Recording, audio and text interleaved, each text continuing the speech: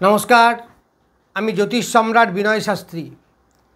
आज के आमार भिडियोर आलोच्य विषय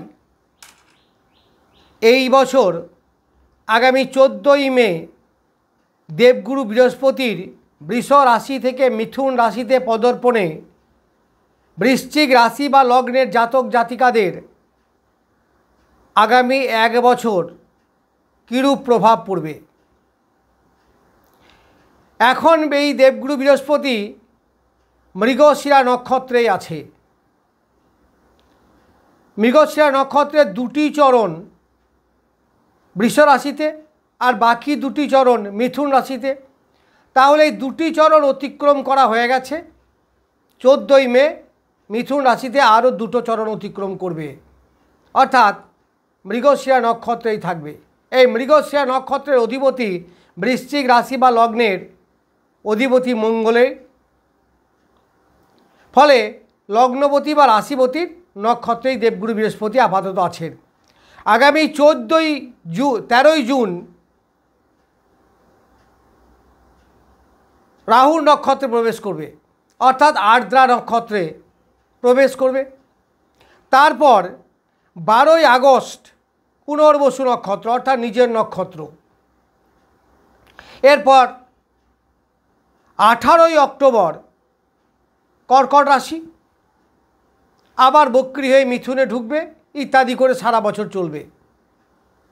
তো এতে এই বৃশ্চিক রাশি বা লগ্নের জাতক জাতিকাদের উপর যে প্রভাব পড়বে সেটা কেমন এই এক বছর, কারণ বৃহস্পতি একটা রাশিতে এক বছর থাকে মোর অর লেস। তাহলে এই বৃহস্পতি বৃশ্চিক রাশি বা লগ্ন সাপেক্ষে দ্বিতীয়পতি এবং পঞ্চমপতি। এই বৃশ্চিক রাশি বা লগ্নের সবথেকে শুভ গ্রহ হচ্ছে এই বৃহস্পতি। এই দ্বিতীয়পতি এবং পঞ্চমপতি বৃহস্পতি অষ্টমে, মিথুনে মানে বৃশ্চিক রাশি বা লগ্নের অষ্টম, তাহলে অষ্টম স্থানে যাচ্ছে। অষ্টম স্থানটা কি? আয়ুর স্থান, বাধা বিপত্তির স্থান, ঝঞ্ঝাট ঝামেলার স্থান, ঋণের স্থান। তাহলে এই জায়গা, তাছাড়াও বৃশ্চিক রাশি বা লগ্নের অধিপতি মঙ্গলের শত্রু ঘর, আবার বৃহস্পতিরও শত্রু ঘর। তাহলে বৃহস্পতি বেশ প্রতিকূল জায়গাতেই যাচ্ছেন। তাহলে প্রতিকূল জায়গায় গেলে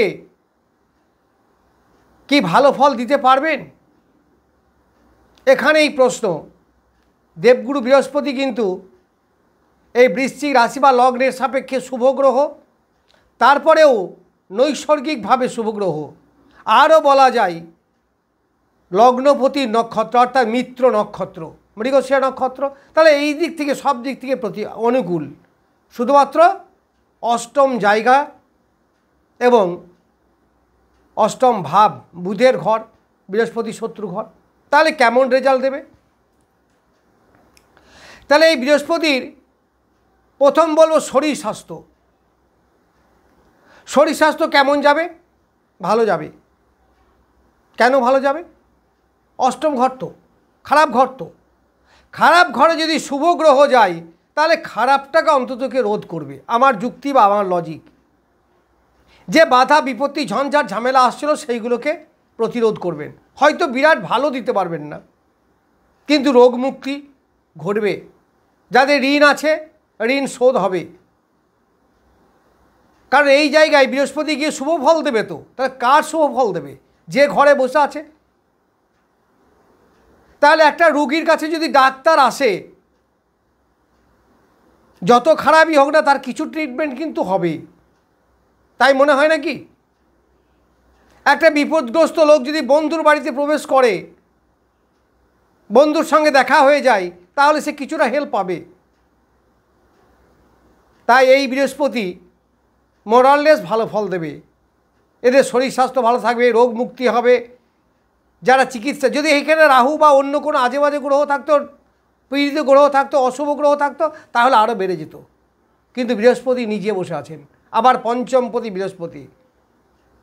ফলে ওই জায়গা থেকে যে বাধা বিঘ্ন ঝামেলা ঝঞ্ঝাট অশান্তি এইগুলো থেকে রক্ষা করবে। উপকার কতটা করবে সেটা পরের ব্যাপার। বাধা বিপত্তি দুর্ঘটনা এগুলোকে তো রক্ষা করবে, এটাও তো অনেকটা।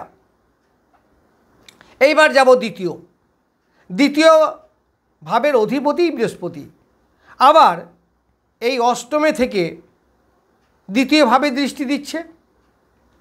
তাহলে আমরা জানি যে কোনো গ্রহ তার অবস্থান অপেক্ষা দৃষ্টির ক্ষমতা অনেক বেশি। তাহলে বৃহস্পতি যদি শুভ গ্রহ হয় তাহলে এই বৃহস্পতির দৃষ্টি বেশ বলবান হবে।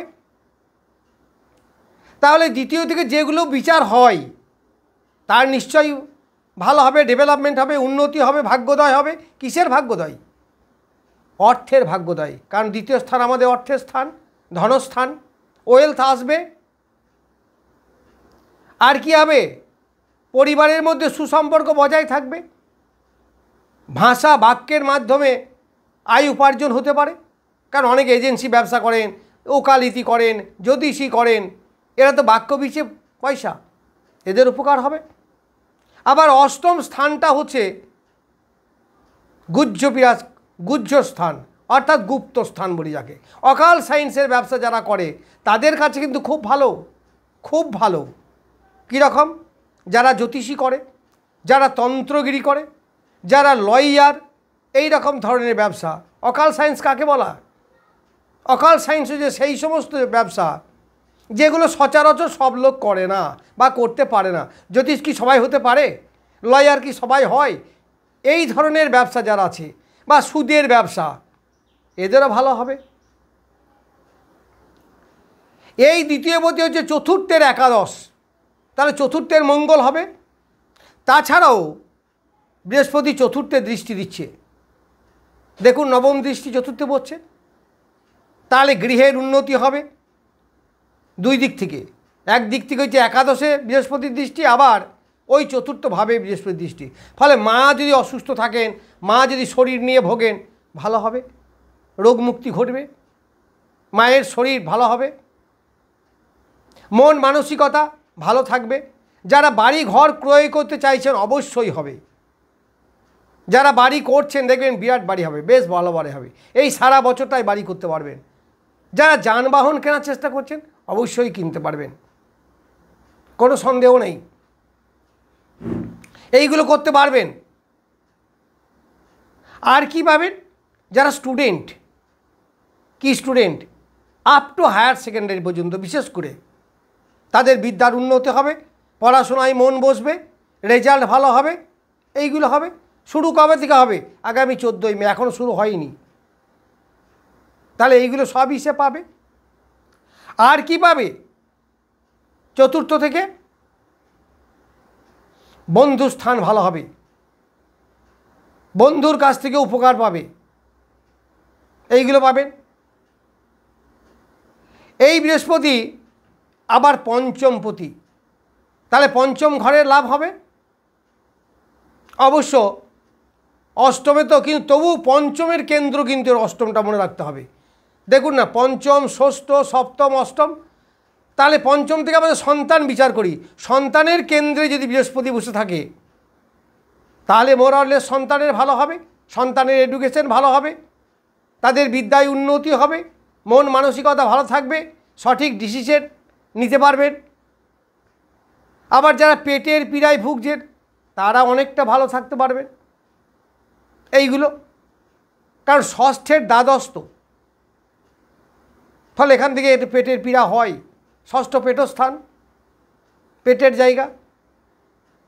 এছাড়াও প্রেম প্রীতির ব্যাপারে একটু ঝামেলা আসতে পারে, জায়গাটা অষ্টম জায়গা তো, তবুও বলেছি বাধা বিঘ্ন কিন্তু আসবে।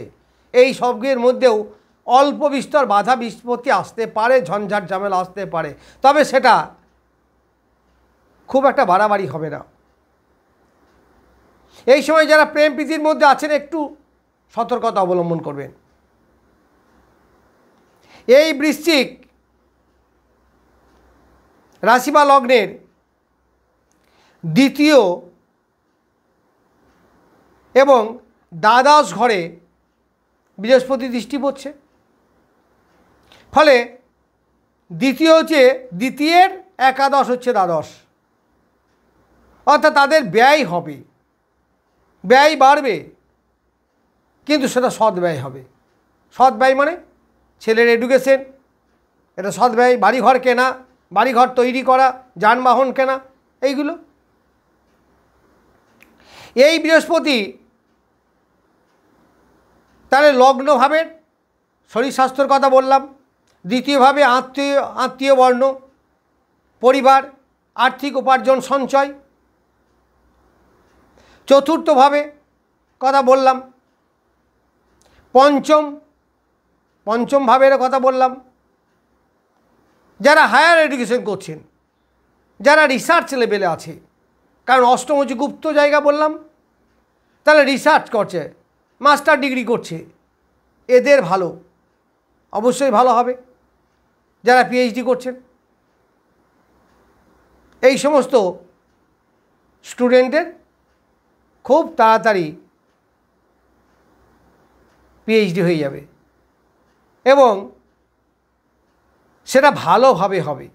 তার একটা নির্দিষ্ট টাইম আছে, ঠিক আছে জানি, কিন্তু যেটা করবে সেটা ভালোভাবে হবে এবং করতে ব্যাপারটা সহজলভ্য হবে। এই বৃহস্পতি পঞ্চমের অষ্টম হচ্ছে দ্বাদশ। তাহলে পঞ্চমের অষ্টম মানে কি? সন্তানের শরীর, সন্তানের আয়ু, বিদ্যার আয়ু, প্রেম প্রীতির আয়ু, সবার আয়ু বোঝাবে, আয়ুষ্কাল। তাহলে সেটা ভালো হবে। কেন ভালো হবে না? তার আয়ুর জায়গায় বৃহস্পতি নিজে দৃষ্টি দিচ্ছেন দ্বাদশ স্থানে। তাহলে কী হবে? এই প্রেম প্রীতি, পড়াশুনো, এডুকেশন, এইগুলো সব ভালো হবে। আবার দ্বাদশ থেকে আমরা দাম্পত্য বিচার করি, তাহলে দাম্পত্য জীবনে শয্যা সুখ এগুলো বাড়বে, স্বামী স্ত্রীর মধ্যে আকর্ষণ বাড়বে, একে অপরের মধ্যে হেল্প এটা বাড়বে। আবার যারা হসপিটালে আছেন, ভর্তি আছেন, অপারেশন করছেন, তাদেরও তাড়াতাড়ি হসপিটাল থেকে বাড়ি চলে আসবে এবং হসপিটালে গিয়ে ভালো জায়গা পাওয়া, ভালো বেড পাওয়া, ভালো ডাক্তার পাওয়া, এইগুলো পাবেন।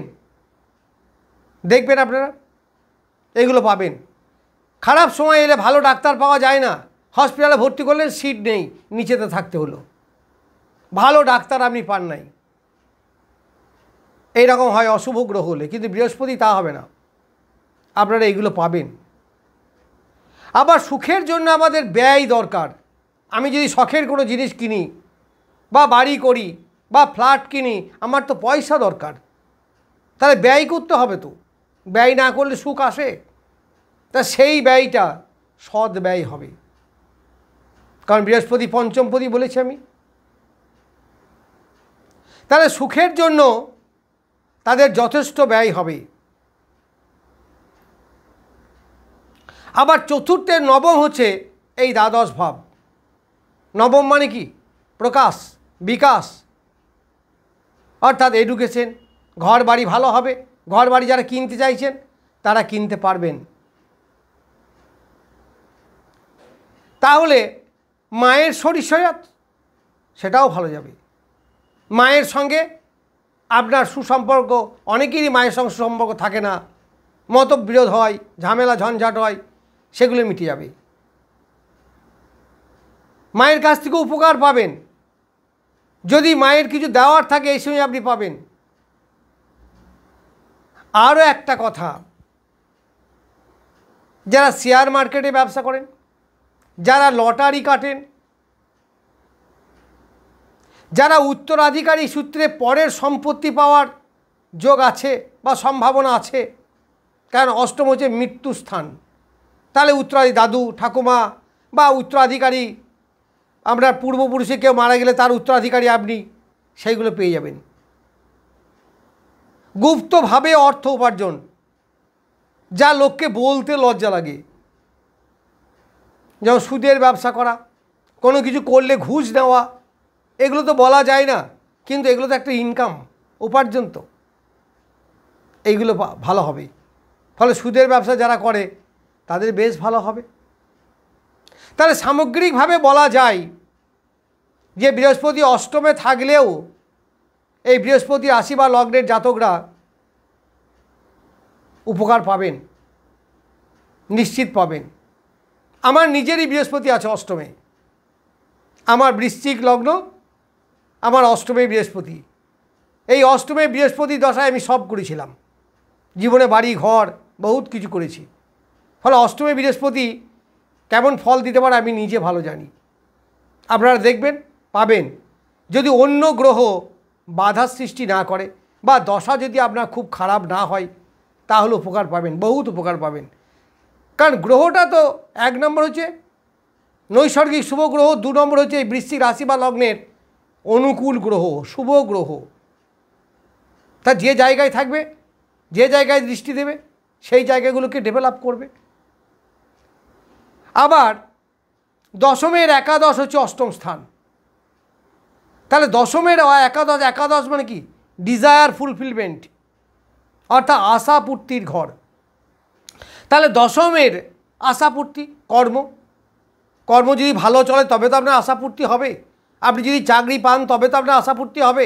আপনি যা পেতে চাইছেন সেটাই তো আশা। তাহলে কর্মের ডেভেলপও তাদের হবে, কর্মের মাধ্যমে অর্থ উপার্জনও তাদের হবে। যাই হোক, আমি বৃহস্পতি সম্বন্ধে কিছু বললাম রাশি পরিবর্তনে। আপনারা অনেকেই বলেছেন রাহুর গোচর নিয়ে বলতে। দেখুন, বৃহস্পতির গোচর তো আগে, সেটা বলা শেষ করি। আর সব রাশি সম্বন্ধেই তো বলতে হবে, নাহলে সব রাশির লোকরা তো রেগে যাবে। সবারই কাছ থেকেই তো আমি view pi, more or less. আমি অবশ্যই বলবো। আর তাছাড়া 29শে মে রাহুর গোচর পরিবর্তন হবে। এখন থেকে বললে আপনারা ভুলে যাবেন অনেকে। যাই হোক, আপনাদের জানার ইচ্ছা আছে, জানার কিউরিসিটি, এটা আমাকে ভীষণভাবে আনন্দিত করেছে। আমি অবশ্যই দেব, একে একে সব দেব। যাই হোক, আজ এ পর্যন্তই। নমস্কার।